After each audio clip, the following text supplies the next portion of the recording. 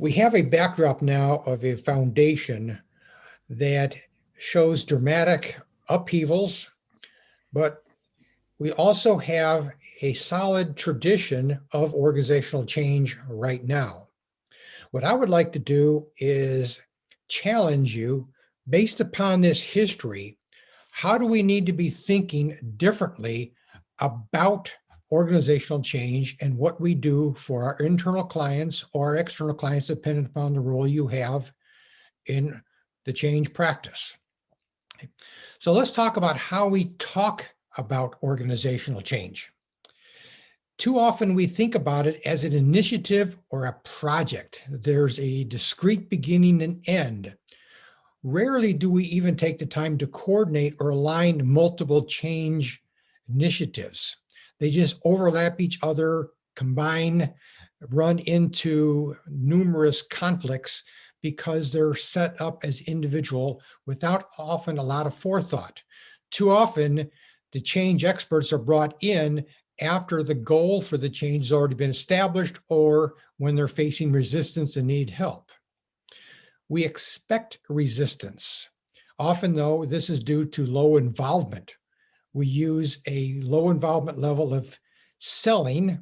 We would like to tell people how to change. We know we can't do that, so we shift to selling. We rarely go into testing, consulting, or co-creation for involvement. There also is a challenge of who gets to define resistance and what is behind the resistance based upon the viewpoint of the person involved. We often talk about change management. While knowing that we can't manage change per se, we can lead the vision, we can manage the process, but it's also key to how to enable people to get involved in the process itself. We also have to question an assumption of what triggers change. This is a question that for years I had not even asked myself until Reg and I got involved and started looking at change models. And a key that comes up repeatedly is what triggers change.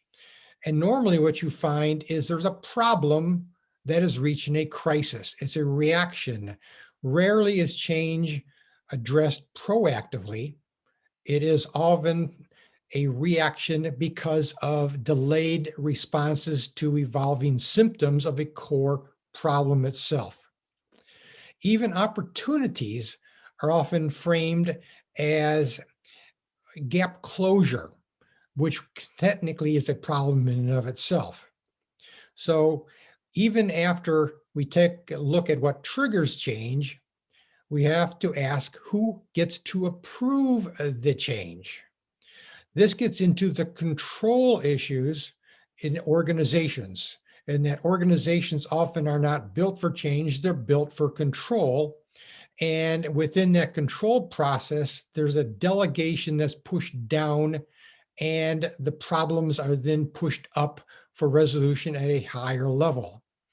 Then there is control, but how we manage that control can help or hinder the change process.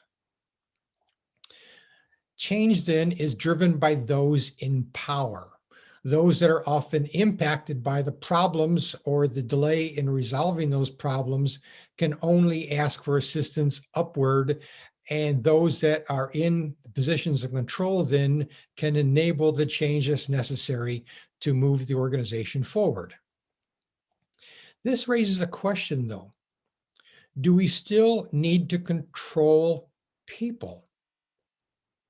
Much of the organization structure and management itself is built upon 100 years ago and before of a group of people who have a little bit more knowledge that can organize work and then bring people in that lack the skills, but be able to be trainable to perform that work.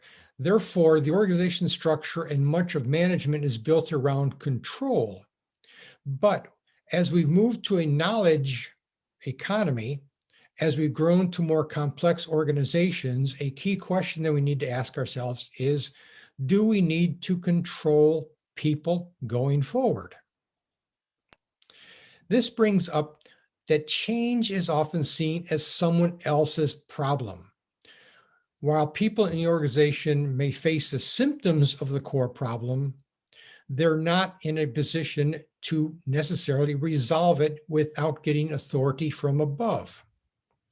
Similarly, with the delay of change, oftentimes we need to bring in organizational change specialists.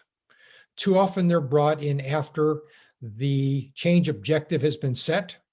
Oftentimes they're brought in when resistance is already being encountered and they're being asked to help fix the mistakes that was made earlier. Going forward, though, if we want to be proactive in our change, what is the role of the change specialist? Is change maturity the answer? Using the Pro-Sci example, you can see that most organizations have moved into level 4 with some standards. Some are starting to set up organization-wide change competencies. Excuse me, Raw. Okay, yep. Great. We just got back your slides back. Thanks. It's been gone since the horse.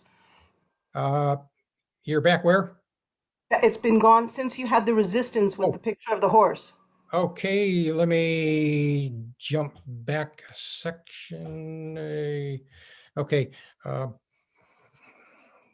give me a section here. It seems fine now. Okay. Let me jump ahead. So we missed all of that you're just showing now. Oh, okay. Let me stop here then. Okay. Okay. The question is, what triggers change? And oftentimes it's a problem as reaching crisis proportion. And even if it's an opportunity and not a problem, the opportunity is framed as gap closure per se, which itself is technically a problem. We also have to question who gets to approve or who has the decision rights to approve change.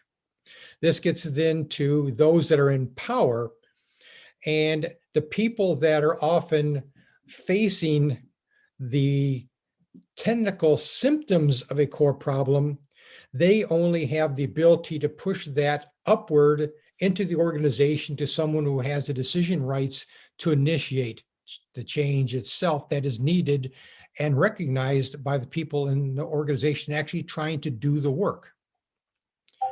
Change then is often seen as someone else's problem.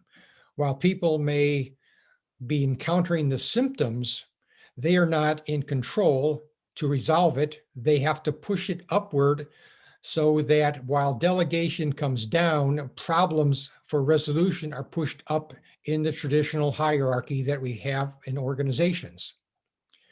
This often then brings up the role of the change specialist. Too often, specialists are brought in after the change objective is already put in place.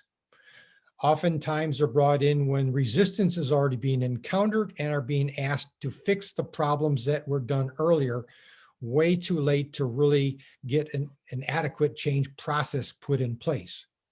Going forward, though, if we start to think about organizational change as a proactive effort, what is the role of the change specialist versus being a reactive change process, reacting to a problem?